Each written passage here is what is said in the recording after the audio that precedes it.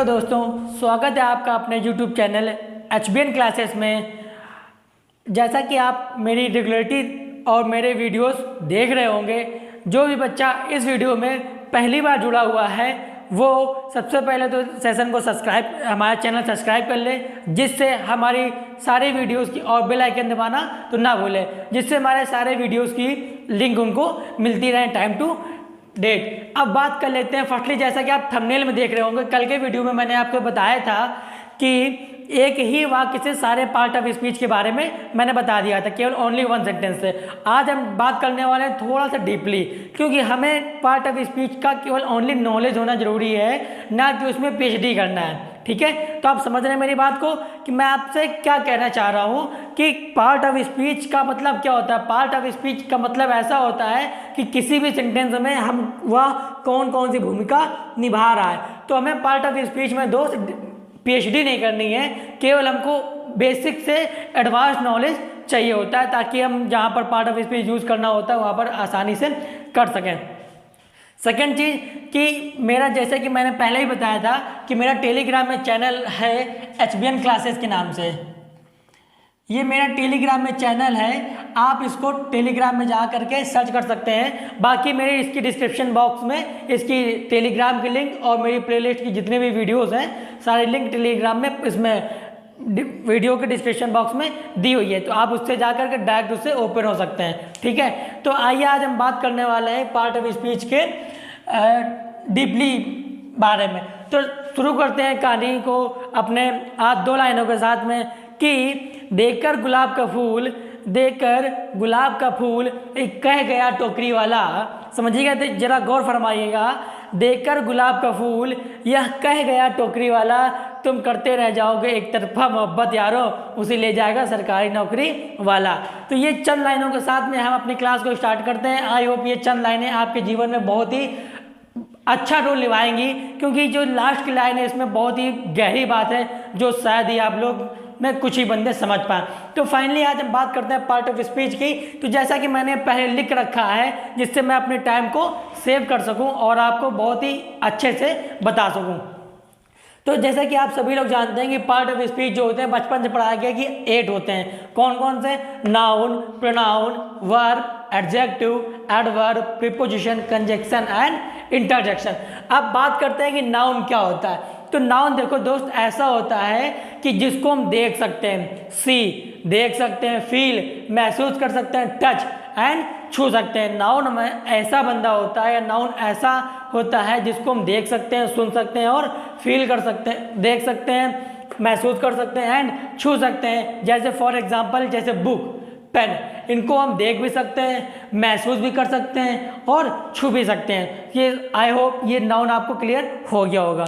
ठीक है, अब बात करते हैं प्रोनाउन। प्रोनाउन का मतलब क्या होता है? प्लेस ऑफ नाउन, जो नाउन के स्थान पर बोले जाते हैं उन्हें क्या बोलते हैं? प्रोनाउन। जैसे कि ही, शी, इट, दे, वी, ये सब क्या है? हमारे प्रोनाउन है। किसकी जगह यूज होते हैं? नाउन की जगह। तो प्रोनाउन आप लोग समझ गए। अब बात करते हैं वर्ब। वर्ब क्या होता है? वर्ब में शब्द के अंत में ना आता है। ये मोस्टली आप लोगों ने देखा होगा कि वर्ब क्या होती है हमारी? खाना, पीना, रहना, सोना और खेलना, कूदना, नाचना, जो भी जिन शब्द के अंत में जैसे ना आता है, खाना, पीना, रोना, हंसना, गाना, ये सब में क्या ना आ रहा है, तो शब्द के अंत में ना आना चाहिए। तो उससे डिनोट क्या कर लेंगे कि हमेशा क्या होती है? वर्ब। अब जैसे गो, एग्जाम्पल गो, जाना, करना, खेलना, ये सब क्या है? हमारी वर्ब। अब बात करते हैं एडजेक्टिव की। एडजेक्टिव क्या होता है? एडजेक्टिव को देख करके, एडजेक्टिव में तो होता है विशेषण। हम किसी बंदे को देखते हैं तो यही तो बताते हैं कि बंदा अच्छा है कि बुरा है, या नहीं कुछ बताते हैं तो उदासीन, न्यूट्रल, कोई बात नहीं है, कुछ भी नहीं कहते हैं कि बंदा अच्छा है या बंदा बुरा है। तो ये एग्जाम्पल हो गया। इसका एग्जाम्पल गुड, बैड, न्यूट्रल, ये देख करके हम क्या पता कर सकते हैं कि एडजेक्टिव है। इसका एग्जाम्पल हो गया ब्रेव एंड रिच। अब बात करते हैं एडवर्ब की। एडवर्ब का मतलब होता है काम का तरीका। एडवर्ब का मतलब क्या होता है दोस्त? काम का तरीका। जैसे मैंने कहा ही रैन, वह दौड़ता है, वो दौड़ता, ही रैन कैसा? फास्ट। वह दौड़ता तो है लेकिन कैसे दौड़ता है? तेजी। तो यहाँ पर देखो कार्य बता रहा है क्या कर रहा है, काम को बता रहा है। तो काम को करने का तरीका जो बताएगा वो क्या होगा, हमारा एडवर्ब। तो आई होप ये समझ में आ गया होगा। तो आप जैसा कि थंबनेल में भी देख रहे हैं सेम यही लिखा हुआ है। तो फर्स्टली आप इसका स्क्रीनशॉट ले सकते हैं, आप स्क्रीनशॉट ले लीजिए, जिससे आपको आप लिखने में सारी जगह आपको हेल्प मिलने वाली है। तो एडवर्ब का मतलब होता है काम का तरीका, कि काम हमारा तेज हो रहा है या काम हमारा धीमे हो रहा है या किस प्रकार से हो रहा है। तो ये हमारा हो गया एडवर्ब। अब बात करते हैं हम प्रीपोजिशन की। पर प्रीपोजिशन का मतलब होता है अवस्था या संबंध या स्थान बताना। कहीं भी अवस्था पर या स्थान पर या संबंध बताएगा वो वहाँ पर क्या यूज होगा, प्रीपोजिशन। जैसे in, on, at, after, before, behind, ये सब क्या हमारे प्रीपोजिशन है। जैसे the book is on the table, the book is on the table. तो बुक का संबंध किससे बता रहा है, टेबल से।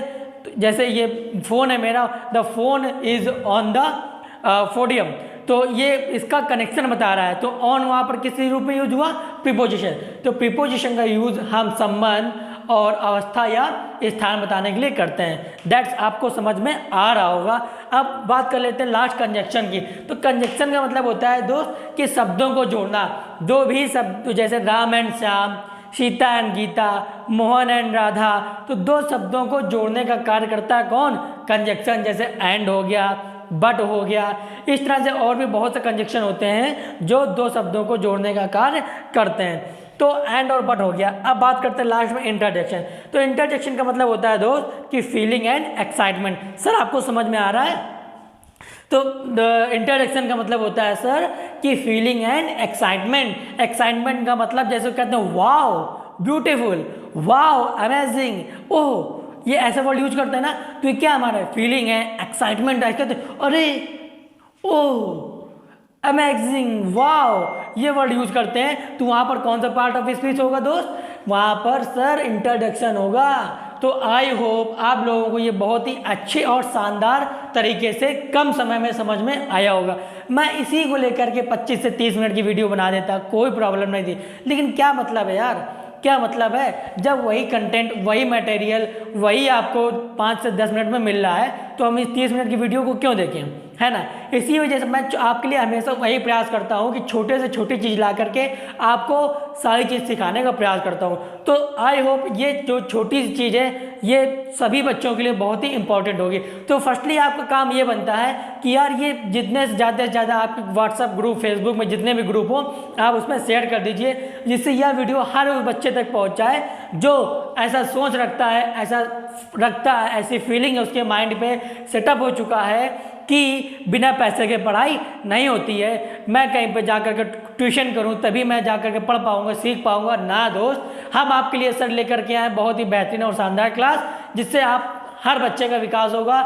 ये HBN कोचिंग सेंटर का जो बनी हुई है केवल उन्हीं बच्चों के लिए बनी हुई है जिनके माइंड में सेटअप बन चुका है कि बिन पैसों के पढ़ाई नहीं की जा सकती। तो मैं आपसे कुछ नहीं चाहता हूँ, केवल आपके प्यार और मोहब्बत आप मेरे लिए बनी रहे, मैं ऐसा ही चाहता हूँ। और केवल कम से कम एक शेयर जरूर कर दो। तो यदि वाकई में आपको क्लास अच्छी लगी हो तो आप लाइक कर दें, शेयर कर दें एंड सब्सक्राइब कर दें। तो आज के लिए छोटी सी क्लास आई होप आप लोगों के लिए बहुत ही अच्छा लेकर के आएगी, जिससे आपको बहुत सा अच्छा नॉलेज मिलने वाला है। तो आज के लिए दैट्स ऑल, मिलते हैं कल की नेक्स्ट क्लास पे।